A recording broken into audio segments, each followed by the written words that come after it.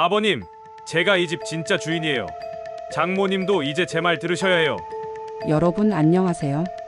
오늘도 충격적인 이야기를 가지고 왔습니다. 방금 들으신 이 말 과연 누가 했을까요? 바로 사위가 장인 어른께 한 말입니다. 아니, 사위가 장인한테 이런 말을? 도대체 무슨 일이 있었길래 이런 막말을 했을까요? 오늘 이야기는 정말 끝까지 들어보셔야 합니다. 여러분이 상상하는 것보다 훨씬 더 충격적인 반전이 기다리고 있거든요. 김씨 아저씨는 60대 중반의 성실한 직장인이셨습니다. 평생 성실하게 살아오신 분이죠. 그리고 김씨 아저씨의 딸 수진씨는 20대 후반의 착한 딸이었어요. 그런데 이 수진씨가 어느 날 남자친구를 데리고 왔습니다. 바로 오늘의 주인공 박씨라는 남자였어요.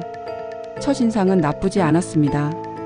정중하게 인사도 잘하고 딸을 잘 챙기는 것 같아 보였거든요. 김씨 아저씨 부부는 딸이 좋은 사람 만나서 다행이다 싶었죠. 그래서 결혼도 흔쾌히 허락해 주었습니다. 여러분 혹시 이런 경험 있으시나요? 첫 인상은 좋았는데 나중에 완전히 다른 사람으로 변한 경우 말이에요. 댓글로 경험담 공유해 주세요. 결혼 후 처음 몇 달은 평온했습니다. 박 씨는 여전히 예의 바른 사위처럼 보였어요. 그런데 서서히 이상한 행동들이 나타나기 시작했습니다. 먼저 김씨 아저씨 집에 자주 오기 시작했어요. 처음엔 딸이 그리워서 오는구나 생각했는데 오는 빈도가 점점 늘어났습니다. 일주일에 한 번, 그 다음엔 이틀에 한 번, 나중엔 거의 매일 오는 수준이었죠. 그리고 오면 꼭 냉장고를 뒤지고 마치 자기 집처럼 행동했습니다. 김씨 아저씨가 자위야, 좀 불편하지 않니? 라고 조심스럽게 말했더니 아버님, 가족인데 뭘 그러세요? 저도 이제 이 집 가족이잖아요. 뭔가 이상하긴 했지만 가족이라는 말에 김씨 아저씨도 넘어갔습니다. 그런데 진짜 문제는 그 다음부터였습니다. 박 씨가 김씨 아저씨 집에 짐을 가져오기 시작한 거예요. 아버님, 저희 집이 좀 좁아서요. 짐을 여기 좀 둬도 될까요? 처음엔 박스 하나 둘이었는데 점점 늘어나더니 나중엔 방 하나가 완전히 짐으로 가득 찼습니다. 그리고 어느 날은 아예 이불까지 가져와서는 오늘은 여기서 자겠습니다. 김씨 아저씨가 자위야, 이건 좀... 이라고 말하려던 순간 아버님, 수진이가 많이 아파요. 제가 가까이 있어야 해서요. 딸이 아프다니 뭐라고 말할 수 없었죠. 여러분 지금까지 들으면서 어떤 생각이 드시나요? 혹시 이 사위의 진짜 목적이 뭔지 눈치채셨나요? 좋아요 눌러주시고 계속 들어보세요. 그렇게 박 씨는 김씨 아저씨 집에 완전히 눌러 앉았습니다. 그런데 이상한 게 딸 수진 씨는 거의 오지 않는 거예요.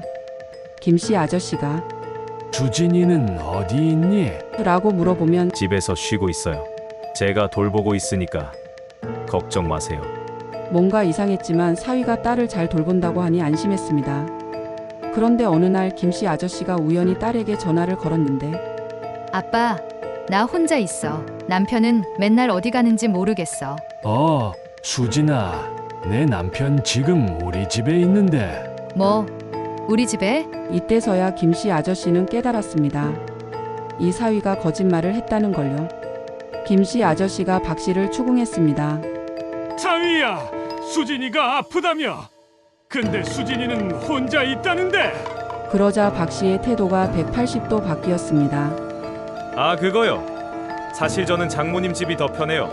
여기가 더 넓고 좋거든요. 뭐? 그게 무슨 소리야? 아버님, 솔직히 말씀드릴게요. 저희 집은 너무 좁아요. 여기가 훨씬 살기 좋아서요. 김씨 아저씨는 어이가 없었습니다. 그래서 그럼 나가라고 했더니 아버님, 저도 이제 이 집 가족인데 무슨 소리세요? 그리고 박 씨는 갑자기 핸드폰을 꺼내더니 뭔가를 보여줬습니다. 이거 보세요. 수진이 명의로 이미 이 집 소유권 이전 서류 준비해뒀어요. 김씨 아저씨는 그때서야 모든 걸 깨달았습니다. 이 사위가 처음부터 자신의 집을 노리고 접근했다는 것을요. 너 처음부터 계획적이었구나. 뭐 그렇다고 봐야죠. 사실 수진이도 처음엔 반대했는데 제가 잘 설득했어요. 아버님께서 연세도 있으시고 혼자 이 큰 집에 사시기엔 부담스러우시잖아요. 박 씨는 이미 딸을 통해 집 서류까지 준비해둔 상태였습니다. 그리고 마지막에 한 말이 바로 처음에 들려드린 그 대사였어요. 아버님, 제가 이 집 진짜 주인이에요. 장모님도 이제 제 말 들으셔야 해요. 김씨 아저씨는 정말 절망적이었습니다. 평생 모은 집을 이런 식으로 빼앗길 위기에 처한 거예요. 여러분 정말 화가 나지 않나요? 이런 파렴치한 사위를 본 적이 있나요? 구독 버튼 꾹 눌러주시고 이런 사람들이 어떤 결말을 맞는지 끝까지 들어보세요. 하지만 김씨 아저씨도 평생 직장생활 하면서 사람 보는 눈이 있었습니다. 뭔가 수상하다고 생각해서 몰래 사위의 뒤를 밟기 시작했어요. 그리고 충격적인 사실을 발견했습니다. 박 씨가 다른 여자와 만나고 있었던 거예요. 그것도 한 명이 아니라 여러 명이었습니다. 김씨 아저씨가 더 자세히 조사해보니 박 씨는 이미 다른 집에서도 같은 수법을 쓰려다가 실패한 전력이 있었어요. 그러니까 전문적으로 이런 일을 하는 사기꾼이었던 거예요. 김씨 아저씨는 이 모든 증거를 모았습니다. 사진, 동영상, 그리고 다른 피해자들의 증언까지. 김씨 아저씨는 딸 수진 씨를 만나서 모든 걸 털어놓았습니다. 수진아, 네 남편이 어떤 사람인지 아니? 처음에 수진 씨는 믿지 않았어요. 하지만 아버지가 모은 증거들을 보고는 충격을 받았습니다. 아빠, 이게 정말이야? 그래. 그리고 이것만이 아니야. 네 남편은 다른 여자들과도 만나고 있어. 수진 씨는 그제서야 남편의 이상한 행동들이 이해가 됐다고 했어요. 왜 자꾸 자기 집에 안 들어오려고 했는지, 왜 아버지 집에만 가려고 했는지 말이에요. 김씨 아저씨와 딸은 박 씨를 혼내줄 계획을 세웠습니다. 하지만 단순히 내쫓는 게 아니라 제대로 된 법적 처벌을 받게 하려고 했어요. 먼저 딸이 박 씨에게 이렇게 말했습니다. 여보, 우리 아버지가 집 소유권 이전에 동의하셨대. 내일 공증사무소에 가자. 박 씨는 너무 기뻐했어요. 드디어 집을 손에 넣는다고 생각했거든요. 그런데 공증사무소에 가보니 김씨 아저씨가 변호사와 함께 와 있었습니다. 사위야, 나와 좀 얘기하자. 공증사무소에서 김씨 아저씨는 박 씨에게 모든 증거를 제시했습니다. 이게 뭔지 아니? 내가 다른 여자들과 만난 증거야. 그리고 이건 다른 집에서 똑같은 수법 쓰다가 걸린 기록이고. 박 씨는 당황해서 변명하려고 했지만 이미 모든 게 드러난 상태였어요. 변호사가 말했습니다. 혼인 빙자 사기, 그리고 문서 위조 시도 이미 고발장을 접수했습니다. 박 씨는 그제서야 상황의 심각성을 깨달았어요. 아, 아버님. 제가 잘못했습니다. 용서해 주세요. 하지만 이미 늦었죠. 여러분 쌓이다 터지지 않나요? 악한 일을 하면 결국 대가를 치르게 되어 있어요. 좋아요와 구독으로 응원해 주세요. 결국 박 씨는 법정에 서게 되었습니다. 혼인 빙자 사기와 문서 위조 시도 등의 혐의로 실형을 선고받았어요.